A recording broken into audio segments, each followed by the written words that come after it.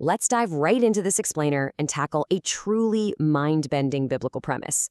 We are looking at one of the most fascinating, yet surprisingly least discussed teachings found in the source texts.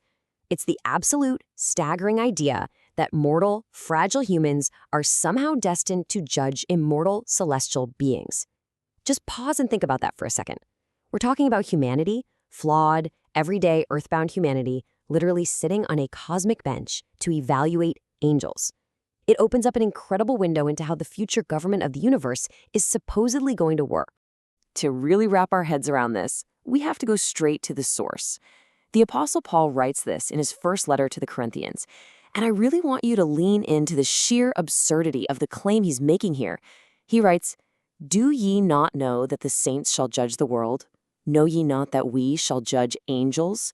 How much more things that pertain to this life?" It's just a staggering statement. He is literally telling ordinary people that they have a future appointment booked to judge angels? But wait, here is the absolute wildest part of that quote.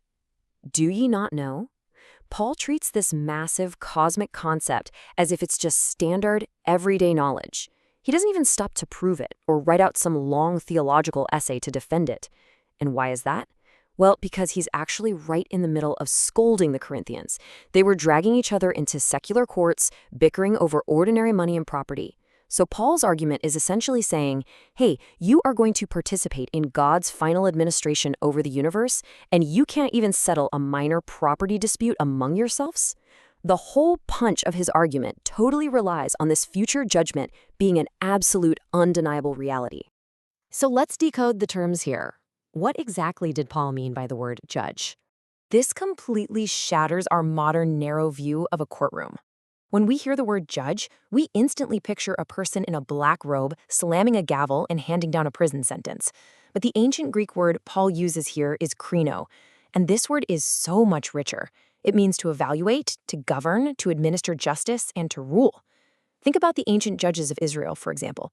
They weren't just sitting in a courtroom all day. They were leaders who governed and kept society running. So judging angels isn't just about shouting guilty or not guilty. It's about rolling up your sleeves and sharing in the actual administration of Christ's kingdom. Which brings up a massive question.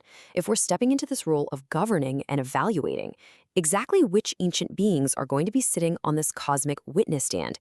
Who exactly are we judging? Looking at the source material, there are really two distinct perspectives on this. On one side, you've got the historical view, which is what most Christians have held throughout history. This view strongly points to fallen angels. The texts repeatedly talk about angels who rebelled and are locked in chains, awaiting the judgment of the great day. So naturally, many conclude that saints will actively participate in condemning that ancient rebellion. But on the flip side, you have a scholarly view, pointing out that Paul simply says angels. He doesn't specifically say fallen angels.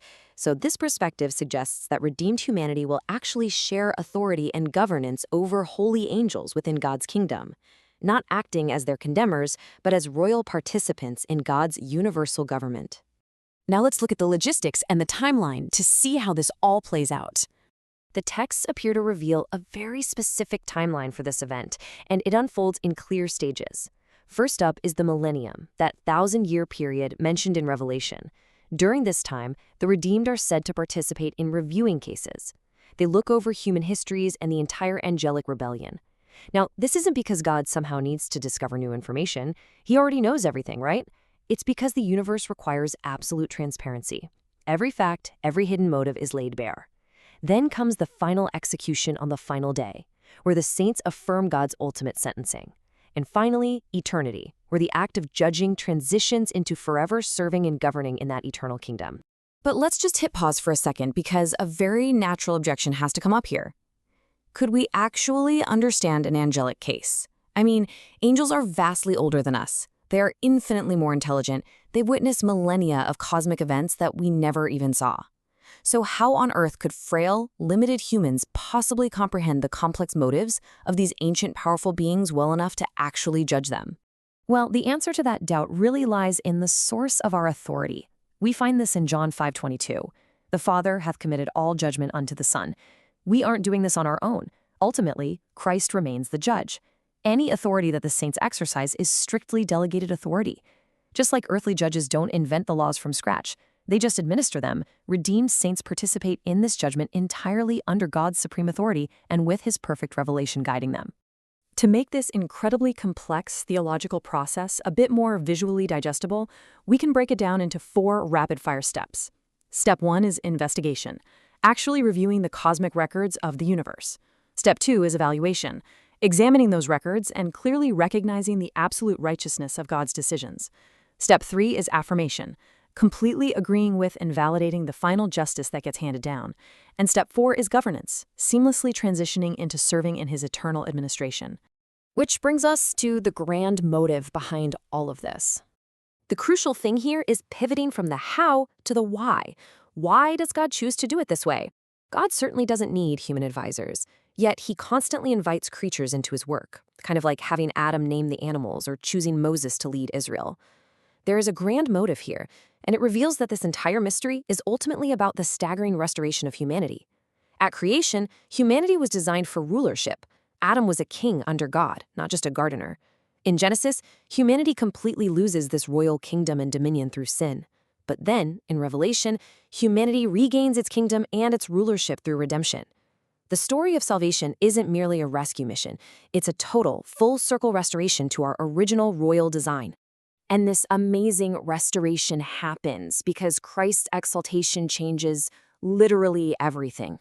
The astonishing truth of the text is that when Jesus came to save us, he didn't take on an angelic nature. He became a man. And because of this, humanity is uniquely elevated and glorified. Believers don't just become forgiven, lowly subjects hanging out in a kingdom. They become joint heirs with Christ. They actually sit with him on his throne. The redeemed become royal administrators in his universal government. Which brings us to a really profound realization about why humans, and not angels, are given this role. The Bible never once says that angels become sons of God through redemption. Holy angels are magnificent, absolutely, but they have never experienced redemption. They've never felt the crushing weight of being lost, and they don't know what it means to be rescued from the absolute bottom of sin. Redeemed humans, however, are trophies of divine grace. We are uniquely qualified to be witnesses to God's ultimate mercy and justice, precisely because we are the ones who have lived through the depths of sin and experienced the incredible heights of grace. So, we are left with this final, awe-inspiring question. Why elevate the broken to judge the celestial? The greatest surprise of this entire topic really isn't that angels will be judged. The greatest surprise is who gets to participate in it. God takes humanity, once totally lost, broken, and condemned, and elevates them so completely through Christ that they're invited to sit on a cosmic throne and vindicate his justice before the entire watching universe. It is a breathtaking testament to the sheer power of grace. I really hope this explainer has opened your eyes to the incredible future outlined in these ancient texts. Keep wondering about this, keep exploring, and think about the absolutely extraordinary destiny that might just be waiting for humanity.